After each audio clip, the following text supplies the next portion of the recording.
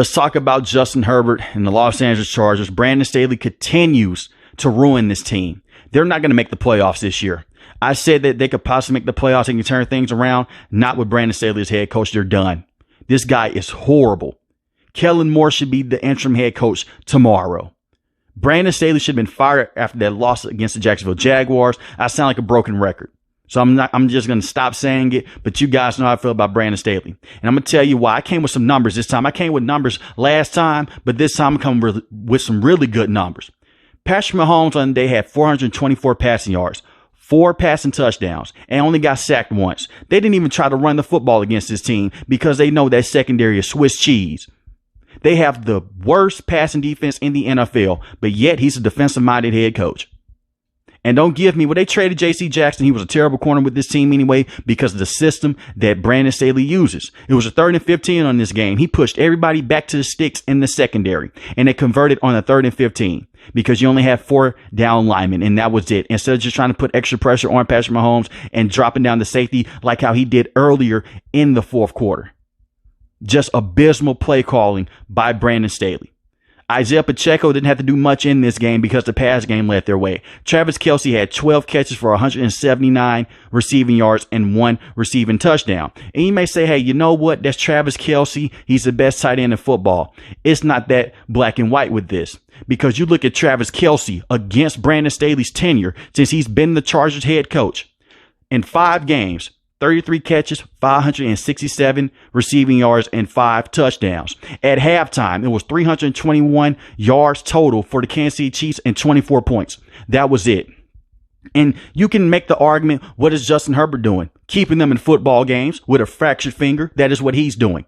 The reason why I give him excuses and I'm not as hard on Justin Herbert, he's dealing with yet another brand new offensive coordinator. Does he miss throws? Yes, he does. But you look at some of the pockets that he has to get out of. You just shake your head and just say, man, what is going on? He has a fractured finger. He can't take shots from under center anymore. So he had to run in shotgun. Kellen Moore has to adjust his game plan. You see how he was handing the football off to Austin Eckler? He was doing it with his right hand in the most weird way possible.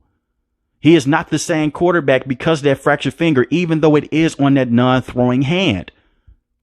And he's always dealing with injuries, either it's injuries to the offensive line or just dumb play calling in general. And yet he's dealing with a brand new offensive again, and he's trying to make things work. He's without his number 2 wide receiver in Mike Williams, who can make a huge difference in this season.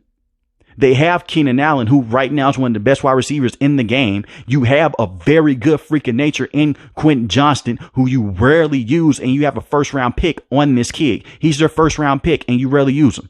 Austin Eckler is a very good running back, but he's not the right running back for this team. He's a touchdown machine, but they need a running back that is similar to Derrick Henry in playing style that can get you 3 to 4 yards when you really need it. They can't even run a QB sneak with Justin Herbert because of his hand. Their offense can only do so much, and you have one of the worst defenses in the NFL.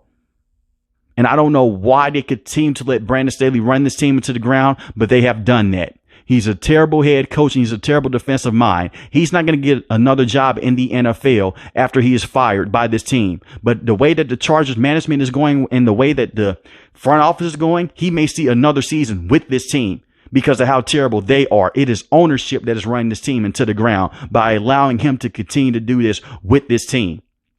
You're wasting years of Keenan Allen's prime. You're wasting years of Justin Herbert's prime by letting this guy still coach your team. It's just sad at this point. And you see it over and over again. I feel bad for Charger fans because they have these loaded rosters and it means nothing. Either it's injuries. In this season so far, they haven't had the injury bug bite them as much. Just Mike Williams. Usually in the past, it's a bunch of injuries. Even back to the Phillip Rivers era, it was a bunch of injuries going on. And then when the injuries don't hit, they have terrible head coaches like an Anthony Lynn or a guy like this in Brandon Staley. Usually they lose a lot of 1-score games. This was not a 1-score game. This was just a whooping. And to see the play that Marquez Valdez-Scantling got a touchdown on was ridiculous. And Michael Davis, he's the worst corner in the NFL that's starting. He is terrible.